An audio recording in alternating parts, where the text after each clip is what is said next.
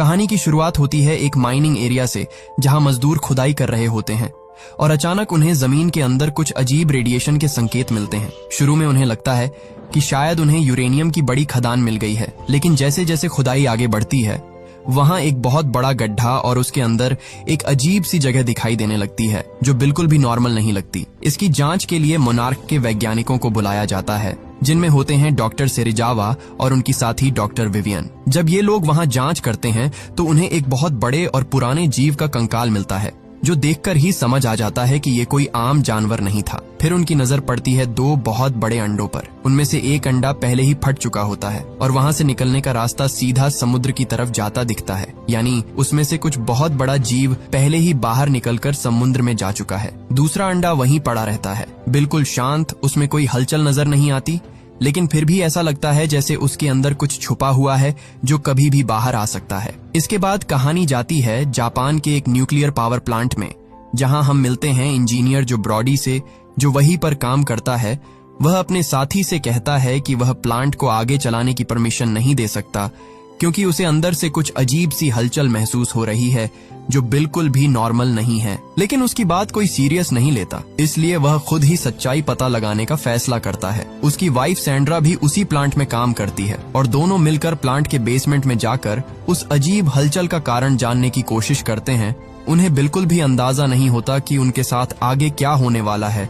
तभी अचानक प्लांट के अंदर बहुत तेज हलचल शुरू हो जाती है, जैसे कोई भूकंप आ गया हो। चारों तरफ कंपन बढ़ने लगता है और सब कुछ कंट्रोल से बाहर जाने लगता है, जो तुरंत अपनी वाइफ से संपर्क करने की कोशिश करता है और उसे कहता है कि जितनी जल्दी हो सके वहां से बाहर निकलो, क्योंकि अगर बेसमेंट में जमा रेडिएशन बाहर आ गया तो पूरा शहर तबाह हो सकता है। रेडिएशन लगातार बढ़ रहा होता है, इसीलिए जो खुद भागकर बेसमेंट के एंट्री गेट तक पहुंचता है और सैंड्रा का इंतजार करने लगता है। अंदर उसकी वाइफ और बाकी लोग बाहर निकलने की पूरी कोशिश कर रहे होते हैं, लेकिन रेडिएशन इतनी तेजी से फैल रहा होता है कि हालात और भी खराब हो जाते हैं। आखिर एक ऐसा वक्त आता है जब जो के पास कोई और रास्ता नहीं बचता। अगर वह गेट खुला रखता है तो रेडिएशन बाहर निकलकर पूरे शहर को बर्बाद कर देगा। मजबूरी में वह भारी दिल से गेट बंद कर देता है, जबकि उसकी वाइफ और बाकी लोग उसी के अंदर रह जाते हैं। कुछ ही पलों में पूरा प्लांट तबाह हो जाता है। ये सब कुछ उनका छोटा बेटा फोर्ड अपने स्कूल से देख रहा होता है। उसके सामने उसकी माँ की मौत हो जाती है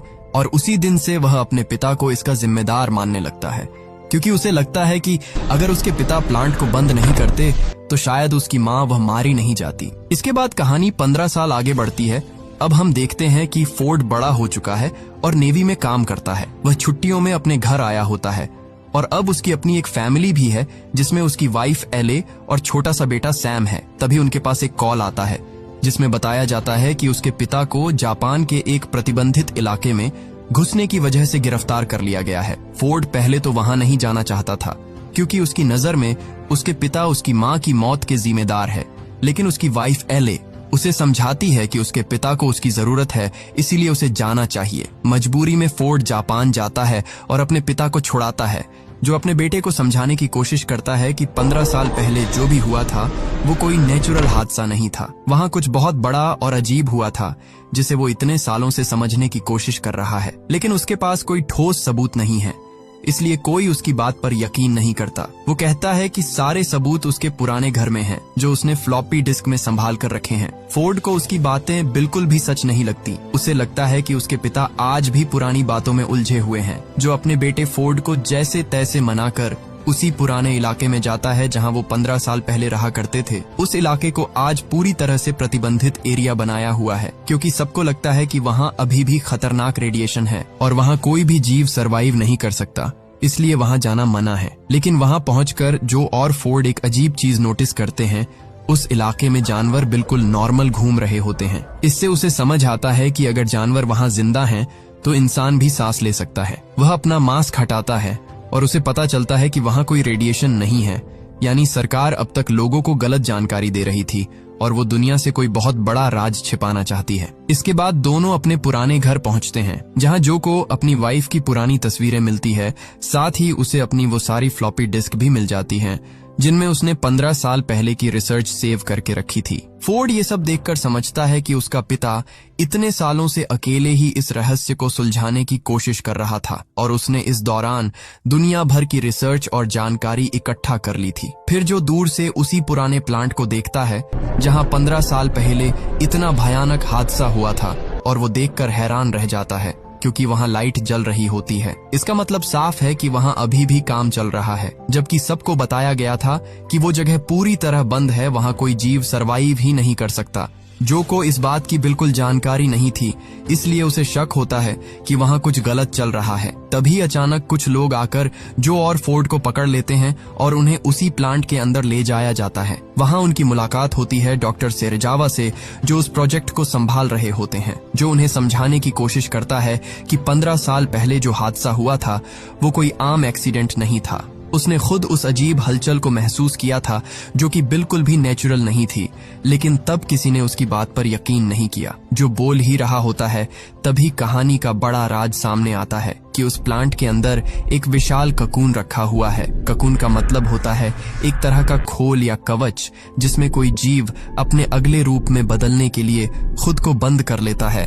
उस ककून के चारों तरफ भारी सुरक्षा और इलेक्ट्रिक बैरिकेड लगाए गए हैं। अचानक उस ककून के अंदर तेज हलचल शुरू हो जाती है, जो तुरंत समझ जाता है कि यही वही चीज है जिसकी वजह से 15 साल पहले तबाही हुई थी। हालात को कंट्रोल करने के लिए सेरेजावा उसमें और ज्यादा न्यूक्लियर एनर्जी देने का फैसला करते हैं ताकि उस हलचल को शांत किया जा सके, लेकिन होता इसका बिल्कुल उल्टा है। जैसे ही एनर्जी बढ़ाई जाती है, ककून के अंदर मौजूद जीव और ज्यादा ताकतवर हो जाता है और कुछ ही पलों में वो ककून को तोड़कर बाहर निकल आता है। बाहर आते ही वो तबाही मचाना शुरू कर देता है। वहां मौजूद सारी फोर्स उसे रोकने की कोशिश करती है, लेकिन वो एक एक करके सबको खत्म करने लगता है। चारों तरफ अफरा तफरी मच जाती है। लोग अपनी जान बचाने के लिए भागने लगते हैं, लेकिन कोई भी उसे रोक नहीं पाता। तभी पता चलता है कि वो एक म्यूटो है, यानी एक ऐसा खतरनाक प्राचीन जीव जो लाखों सालों से धरती के अंदर छुपा हुआ था, जो रेडिएशन यानी न्यूक्लियर एनर्जी को खाकर जिंदा रहता है। और जब उसे सेरेजावा ने उसे और ज्यादा न्यूक्लियर एनर्जी दी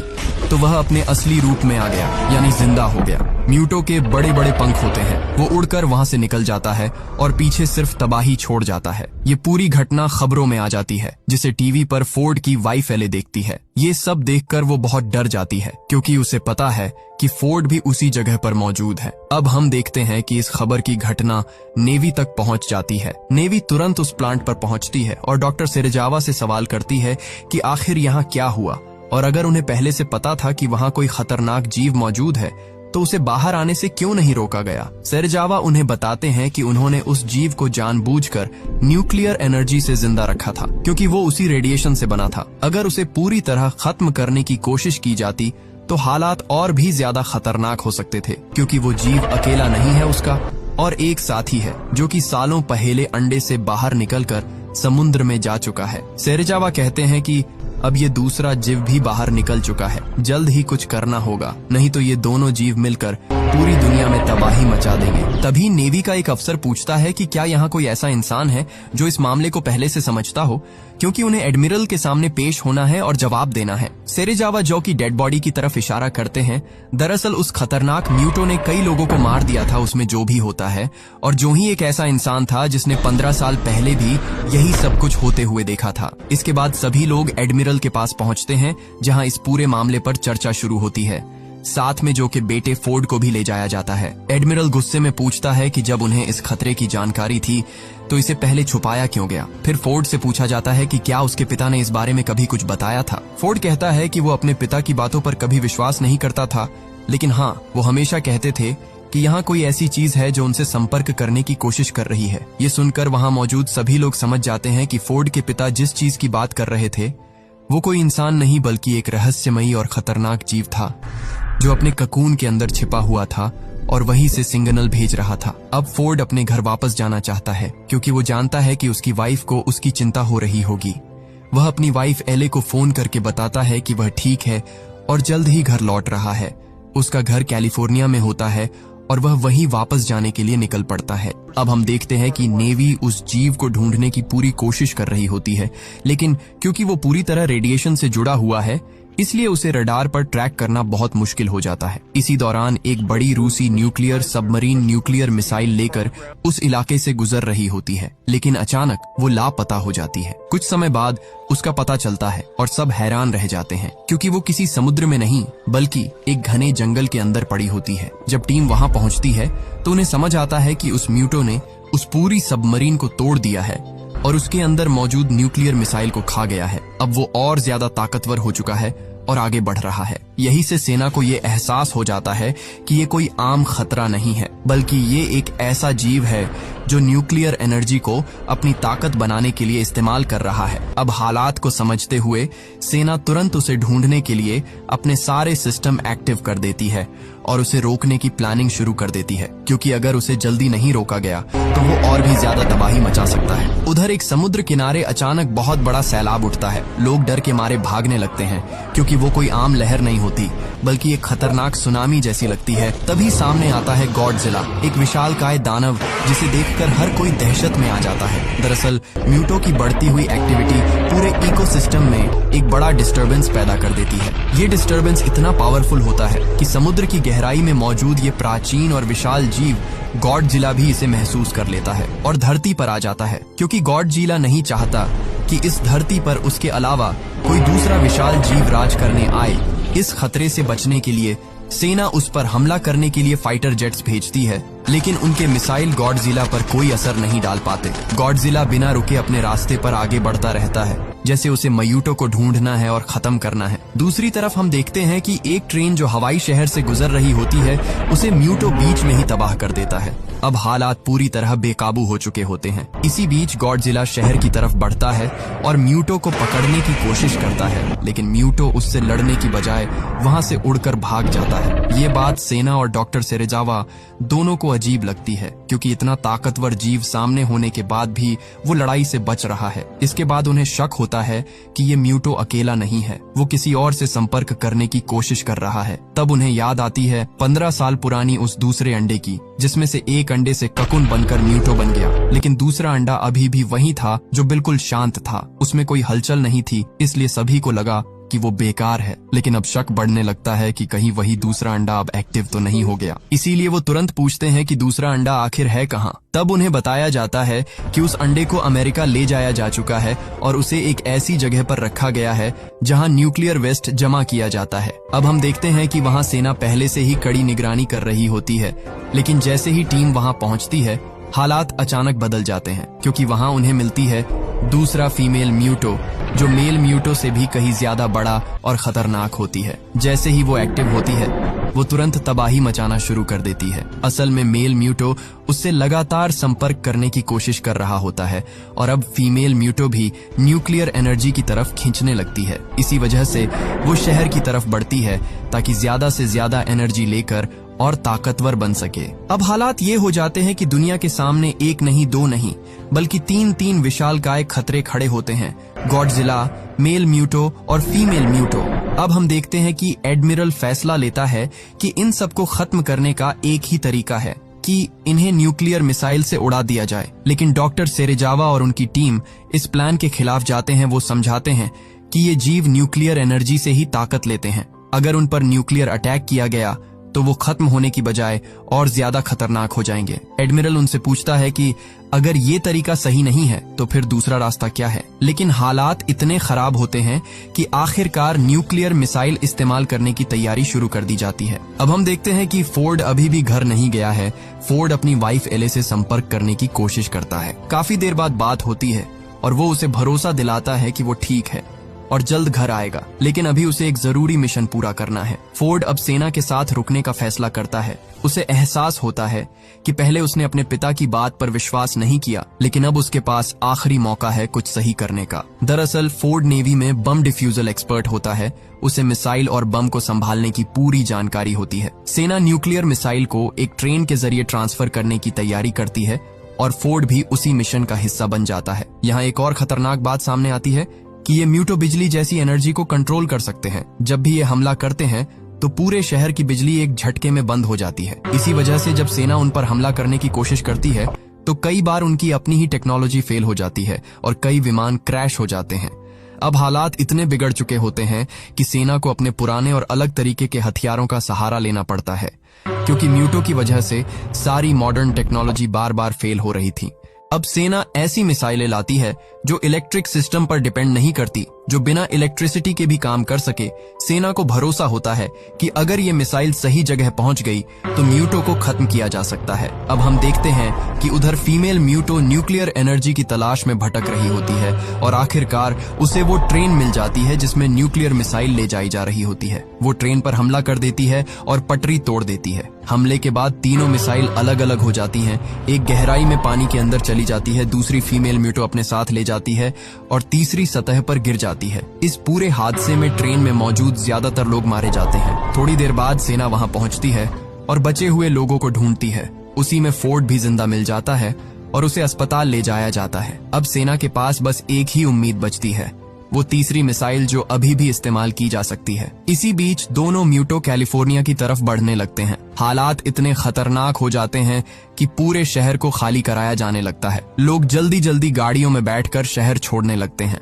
फोर्ड की वाइफ एले भी अपने बेटे सैम को मजबूरी में वहां से भेज देती है ताकि वो सुरक्षित रह सके। शहर के बाहर एक बड़े ब्रिज पर सेना पूरी तैयारी के साथ खड़ी होती है। बड़े बड़े हथियार लगाए जाते हैं ताकि अगर गॉडजिला या म्यूटो वहां आए तो तुरंत हमला किया जा सके। इसी दौरान वहां एक स्कूल बस भी होती है जिसमें छोटे छोटे बच्चे बैठे होते हैं और तभी वहां गॉडजिला की एंट्री होती है। सबको लगता है कि अब सब खत्म हो जाएगा, लेकिन गॉडजिला उन बच्चों या बस को नुकसान नहीं पहुंचाता।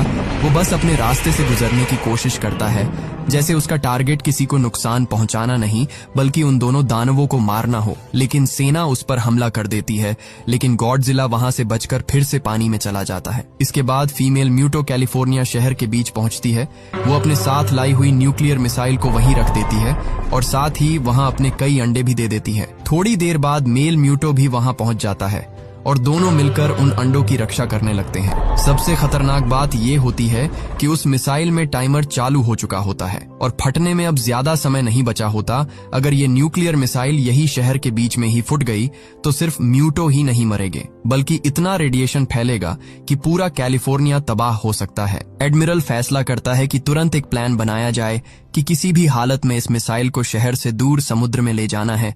इसके लिए एक स्पेशल टीम तैयार की जाती है और फोर्ड भी उसमें शामिल हो जाता है। उधर शहर के बीचों बीच गॉडजिला, मेल म्यूटो और फीमेल म्यूटो आमने सामने हो जाते हैं और उनके बीच खतरनाक लड़ाई शुरू हो चुकी होती है।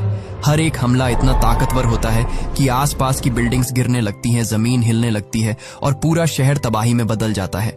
मेल म्यूटो बार बार गॉडजिला पर हमला करता है, उसके पंखों से तेज वार करता है, जबकि फीमेल म्यूटो जमीन से उस पर जोरदार चोट करती है। कुछ पल के लिए ऐसा लगता है कि गॉडजिला दोनों के सामने कमजोर पड़ रहा है। इसी बीच हम देखते हैं कि फोर्ड और उसकी टीम उस जगह पहुंचते हैं जहां न्यूक्लियर मिसाइल रखी होती है। वो उसे उठाकर बोट तक ले जाने लगते हैं, लेकिन तभी फोर्ड की नजर उन सैकड़ों अंडों पर पड़ती है जो फीमेल म्यूटो ने दिए थे। फोर्ड समझ जाता है कि अगर ये अंडे फूट गए तो पूरी दुनिया के लिए खतरा कई गुना बढ़ जाएगा। वो बिना देर किए पास खड़े एक बड़े ऑयल टैंकर का इस्तेमाल करता है और वहां जोरदार धमाका कर देता है।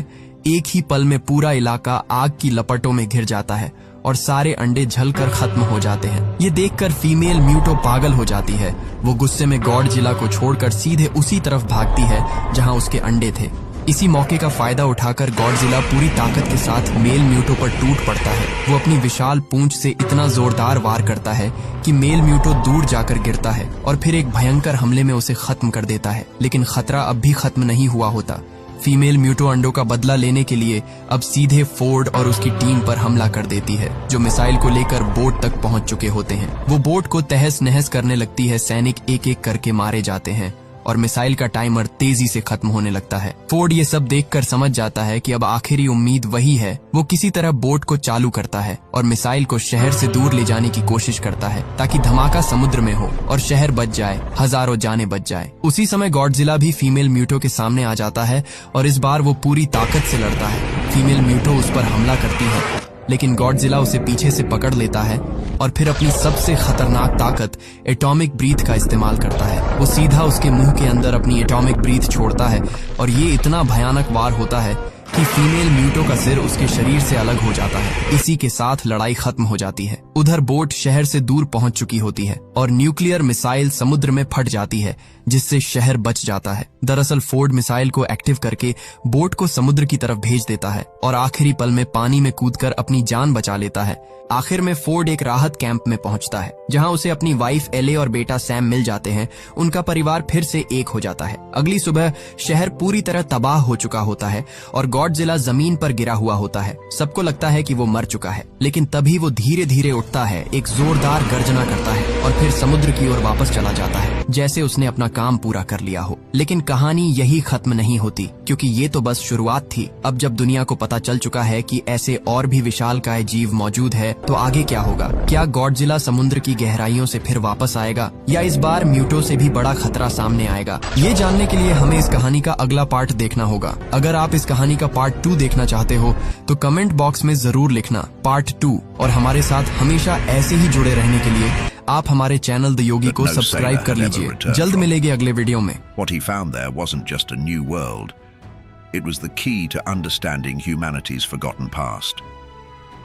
William encountered advanced civilizations, uncovered ancient secrets, and learned of powers that have shaped our reality without us ever knowing. But to understand his incredible story, we must start from the beginning. As a Continental Navy man during the Revolutionary War, William had left behind his wife Lucy and the life they dreamed of building together. War, as always, tore through those dreams, replacing them with the pain of separation.